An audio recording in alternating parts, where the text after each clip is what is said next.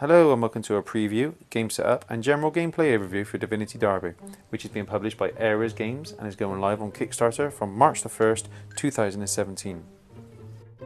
In Divinity Derby you play a god. Zeus, the god of gods, is having a get together, and all the gods have had a few drinks and started arguing about which mythological creature is fastest. Can a dragon beat a phoenix? Is Pegasus better flyer than Lamassu? It was agreed the best way to settle the argument was to summon all the creatures together and have a race. And so we have the Divinity Derby. The game is played on a beautiful high-colour game board or racetrack, consisting of 24 numbered segments and spaces on the board for counters and cards. The mythological creatures are represented by these 6 high-quality miniatures. All components on show are prototype and are subject to change. I've been informed by Ares Games that each miniature will have some sort of colour-coded base to distinguish them from each other during the game. These minis are pretty good, the sculpts are clean and could be painted fairly simply with some good base coats and a wash.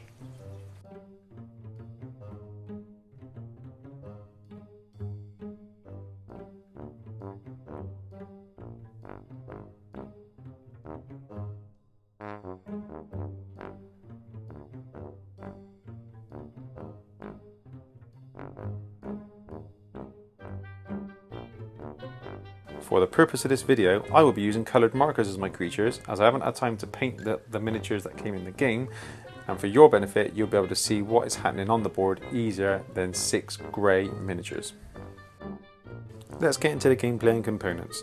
The game comes with 54 movement cards. The movement cards are used to move our creatures around the board. Each card has numbers top left and top right. Top left and top right has no difference, it's just if you're a lefty or a righty. The upper number denotes the movement card's fast movement value. That is, after you have drafted your 2 cards, the card you play first is your fast movement card. The lower number is your slow movement value. This card is played straight after your fast movement card has been played. In this example, if I was to play the dragon card first, I would move the dragon 1 space on the racetrack, followed by the Lamassu card, which would be my slow movement card. I will move him 2 spaces. Don't worry about this small number with the plus sign. I will explain what the dirty tricks value is later on. There are 6 gods in the game. Each god has a god token and 11 matching betting cards. The bet cards are the same for each god. Each bet card shows a final race position for your chosen creature, and a victory point value if you're correct. Each card also shows a portrait of your chosen god. The game comes with a Powers of the Gods variant, which adds additional strategy to the game. During this video, I'm only showing the basic game. So let's set up the game. Take your game board and locate the creature tokens. Each creature has 4 tokens. In a 3-player game, you only use 2 creature tokens per creature. The rest are not needed and can be put away. Place the creature miniatures in the starting space, denoted by the trumpets and the green line. As I said earlier, I will be using coloured counters for the demo. Place the Zeus cards on the single gem space. Take the number of card holders equal to players and place them between each person. In this 3-player game, each player receives 10 movement cards. Display the cards on the card holder like so.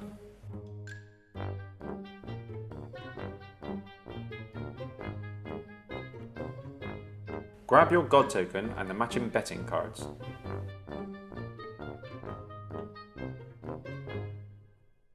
In this example, I'm player 1.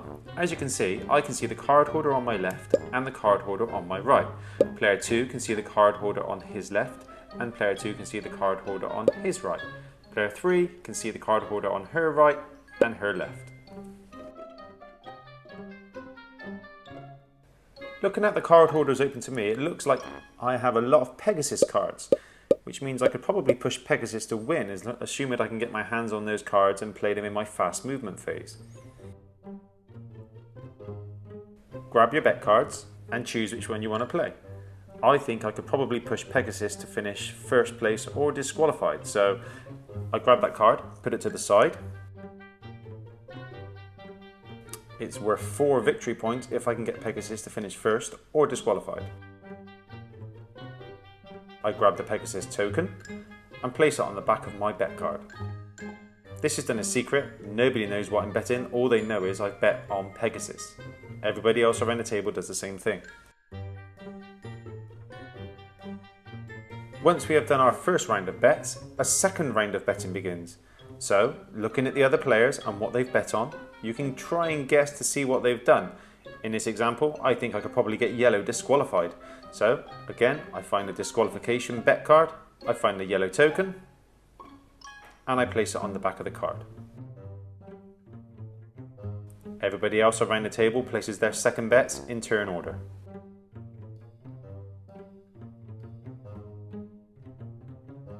Let's quickly talk about the Dirty Tricks bonus. If you play a card on your fast movement turn with a Dirty Tricks bonus number and you choose to use the bonus to give the creature additional movement, instead of discarding the card, you add it to the Zeus's Judgment deck.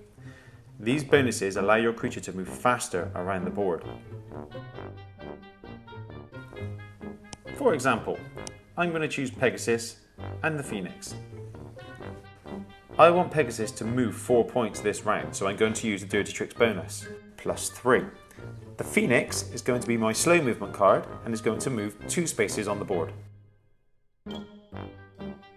Pegasus is going to move 4 spaces. Because I use Dirty Tricks, it goes into the Judgment deck. Red moves 2 spaces as a slow movement. The Zeus Judgment deck will grow throughout the game. As players use more and more cards with Dirty Tricks, the deck grows. If you're trying to get a creature disqualified during the race, ideally you want to be using Dirty Tricks as much as possible to put that creature's card into the Zeus's Judgment deck. At the end of the race, the Zeus Judgment deck is shuffled and 2 cards are drawn at random. If one of the 2 cards drawn is a Zeus card, you've been protected by Zeus. If one of the cards drawn is a creature movement card, that creature is disqualified from the race. If that creature was sat in first place, all creatures behind it move up the rankings. If that creature was sat in third place, the creature in 4th, 5th and 6th now become 3rd, 4th and 5th. Okay, let's get the game underway. Here's an example round. So, I'm player 1. I'm going to choose a card from my left hand card holder and I'm going to choose a card from my right hand card holder. Remember, I'm betting Pegasus to either finish first or disqualified, and I'm betting the Sylph to be disqualified. So I'm going to choose a card for the Sylph to play on my fast movement phase with a Dirty Tricks bonus. I want as many yellow cards in that Dirty Tricks deck, the Zeus deck, as possible. And the race begins. Player 1 chooses which card to play as this fast movement card. I'm going to play the Sylph. I want to get that card into the Zeus deck. So I'll be moving yellow 5 places.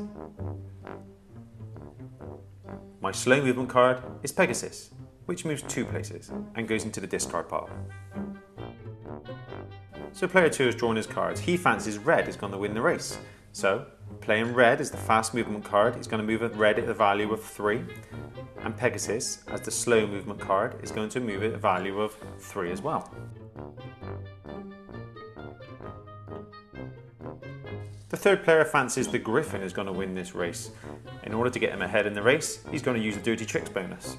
It goes into the Zeus Judgment deck, and he moves the Griffin 4 places. Lamassu is going to be moving 1 place as the slow movement card. So play continues around. Creatures are moved forward on the racetrack. More and more cards are drafted. Less and less cards are available to you in the card holders. During the race, there is a third bet to be placed. When a creature gets to the yellow marker in a 3 to 4 player game, play stops and a third bet is placed. So when it's time to place your third bet, you have a quick look around the board and see how the land lays. So let's quickly change the board, so as if we've been racing for half the game. We're 3 or 4 rounds in, so we're going to change the positions of the creatures and see who's who and who's where. Now, the third bet is coming up. Pegasus is way in front, but there are no Pegasus tokens left on the board to bet with. They've already been taken by other players, and you can only bet on one particular creature per race. You can't have 2 Pegasus bets in your own betting field. As player one, I think I'm going to bet on the dragon to finish in last place, looking at the board as it is at the moment. So again, I place my bet card, I grab the green dragon token, and I place it on the back of my bet card. Again, this goes round the table, everybody places their third bet in turn order. Third bets are now complete. We carry on. The game continues until all cards have been drafted, all creatures have finished their movement spaces. Whether they get to the finish line or not, it doesn't matter, as long as all the cards have been drafted between all the players. For this example, I'm just going to put the creatures into some positions just to get them on the board and look like we've actually been drafting. If you're ever in a position where you have two creatures occupying the same race segment, the creature nearest the middle of the circle is the creature that got there first. So, Pegasus has won the race. We put him into position number 1 on the board. Second was the Griffin. Third was Lamassu. The Sylph was 4th. Phoenix was 5th. And the Dragon came in last. It's now time for us to take our judgment. So, the cards that have been put into the Zeus's judgment deck because they were using dirty tricks are now shuffled. And we draw 2 cards at random. The cards we have drawn is 1 protection card. So we are protected by Zeus. And we drew the yellow Sylph. Unfortunately, that means he disqualified. But that does push the Phoenix and the Dragon up 2 spaces. The Dragon is still last, but the Phoenix is now 4th. Time to reveal your bets. We bet on Pegasus to finish first place or disqualified. Luckily, Pegasus won the race. We also bet that the yellow Sylph would be disqualified, which he was. And we also placed a bet that last place would be the green dragon. Remarkably, it seems we have actually swept the board and had lots of good results on those bets.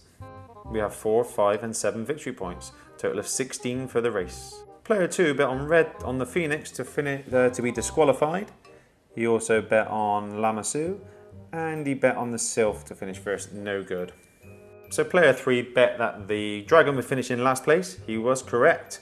He bet that the Griffin would be in second to last place. He was incorrect. And he also bet that Pegasus would be first. He wins. Total of 12 victory points coming his way. So off from that round, player 3 got 12, player 1 got 16, player 2 scored 0. So that's race 1 complete. You make a note of your victory points. You return all of the creature counters to the board.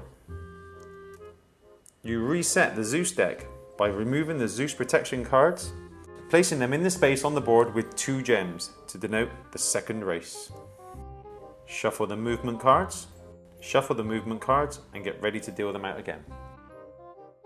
Return your used betting cards back to your god.